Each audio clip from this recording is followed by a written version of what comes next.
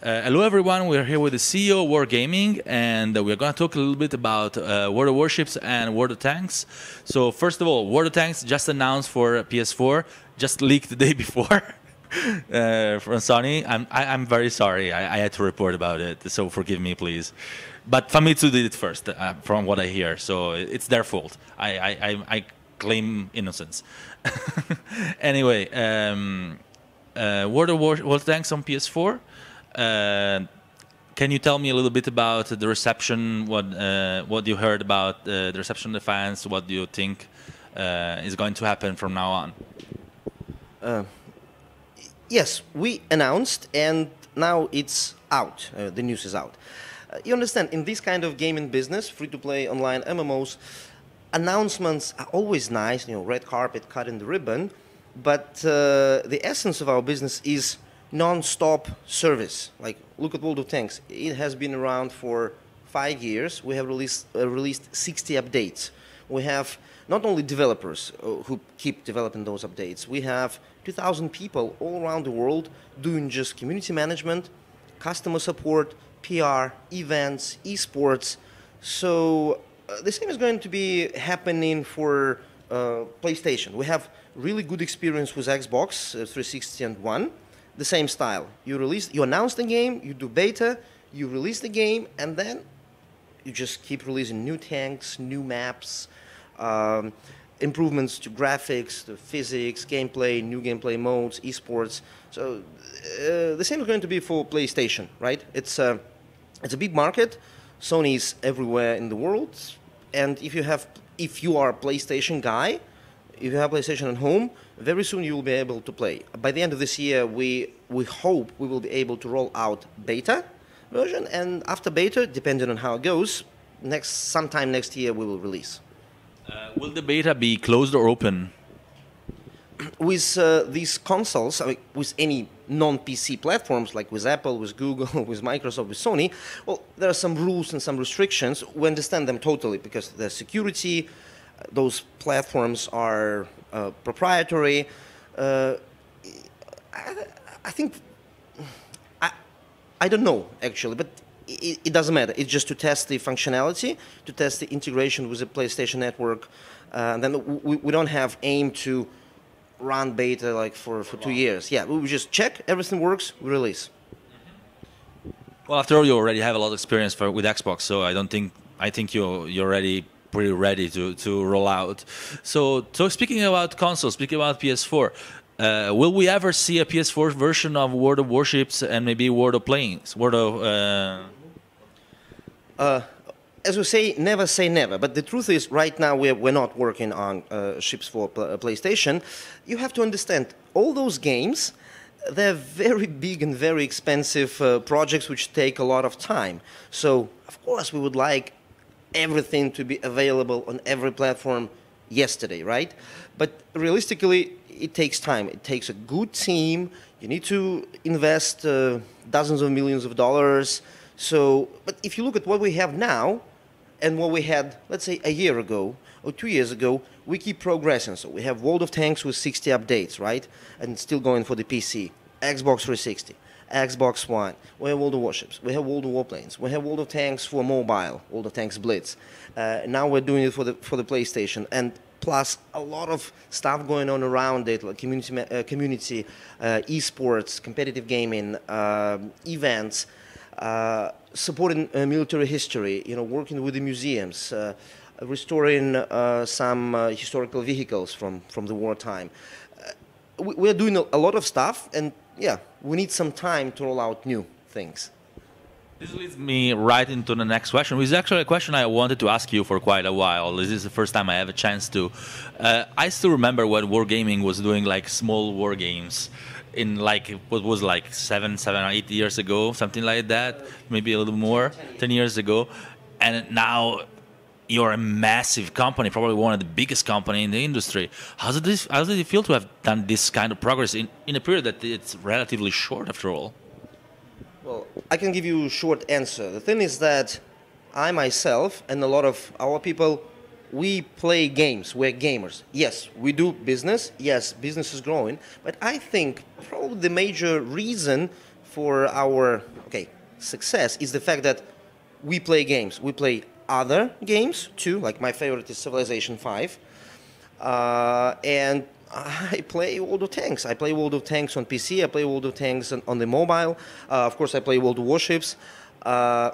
I'm not a console guy, so I played a couple of battles on Xbox, but PC. I mean, I'm a PC guy. So yeah, I probably am. Sorry for being a little bit selfish, but I'm probably one of the happiest men in the world. So apart from family, wife, and kids, and parents, and apart from family, I love playing games since 80s, and I do games for the living. So can you imagine what's better than that? Yes. And I got to travel around the world to talk to you in Tokyo, go to China Joy, go to America, so we love what we do, we play what we make.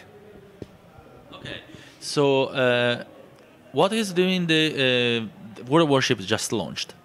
So how does it feel to have that project finally come to the conclusion? It's not really a conclusion because it's a beginning.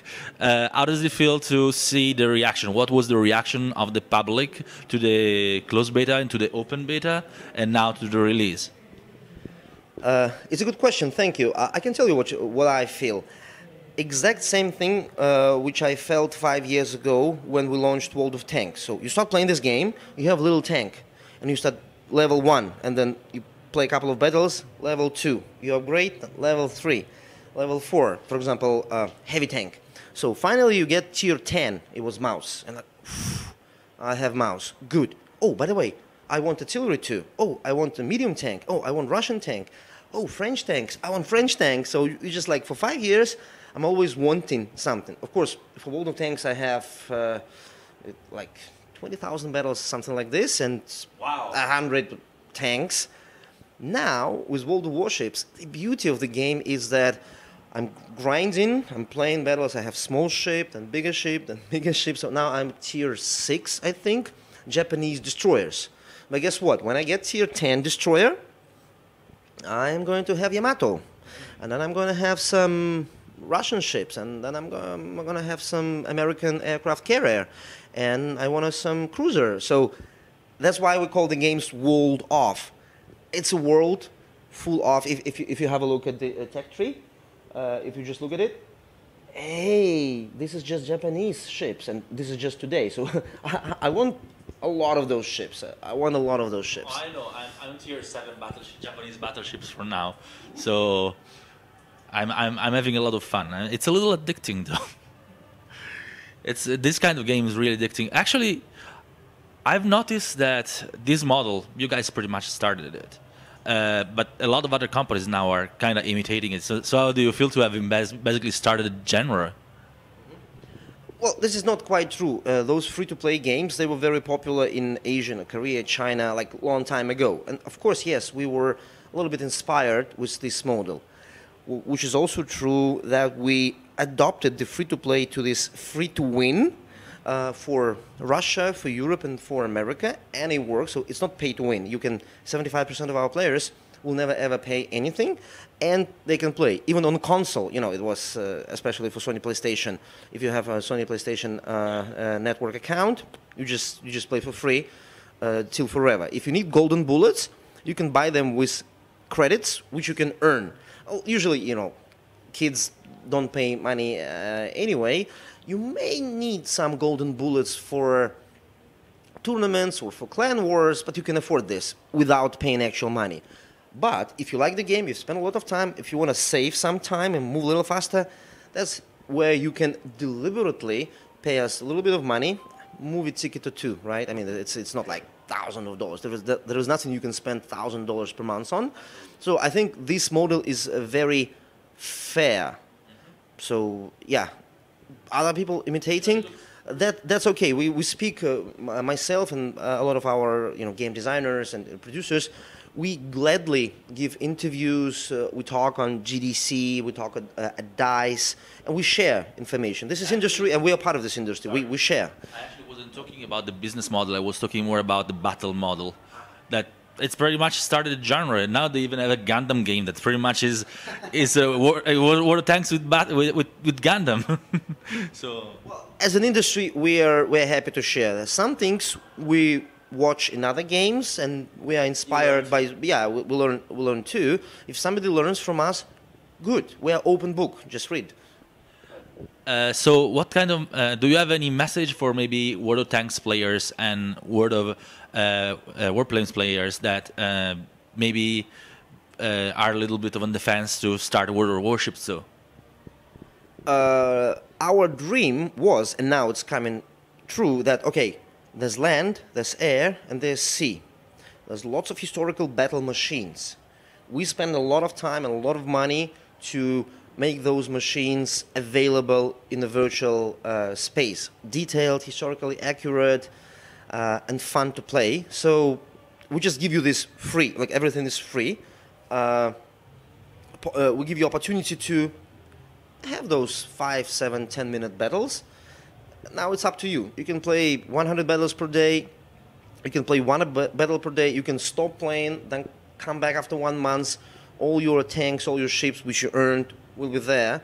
That's why I feel really very happy. Those 3 worlds, they're always there, and they will always be there for 5 years, for 10 years, for 20 years. Now it's up to you. Feel like shooting some tanks? Do it. Feel like flying? Go and fly. Feel like, using big guns on Yamato? Yamato is yours. Thank you very much for your time, and good luck for the continuation of the support for World of Warships and for the launch of the PS4 PS version of World of Tanks. Thank you very much. Woo!